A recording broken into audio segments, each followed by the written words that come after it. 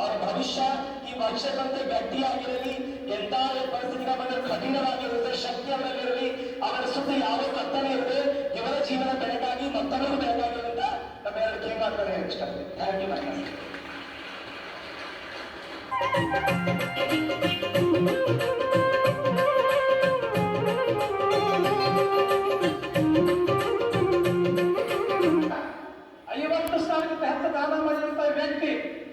ಇವತ್ತು ಎಲ್ಲ film actor ಕರ್ಕೊಂಡು ಬಂದಾರ. ಹರೀಶ್ ಅವರು ದಯಮಾಡಿ ವೇದಿಕೆ ಮಾಡಬೇಕು. ನಮ್ಮ ಜಿ ನಾರಾಯಣ ಸ್ವಾಮಿ ಅವರು ಎಲ್ಲ ಹೆಣ್ಮಕ್ಳಿಗೆ ವಾಸ್ತವದಾನ ಜಿ ನಾರಾಯಣ ಸ್ವಾಮಿ ಅವರು ಅವ್ರ ಫ್ಯಾಮಿಲಿಗೆ ಅವರಿಗೆ ಧನ್ಯವಾದ. ಕುಮಾರ್ ಬಂದಾರ, ವೇದಿಕೆ ಮೇಲೆ ಸ್ವಾಗತ ಮಾಡಿ. ನಮ್ಮ ವಿದ್ಯಾ ಪಾಟೀಲ್ ತಂಡದ ನಡಿ ವೇದಿಕೆ ಮೇಲೆ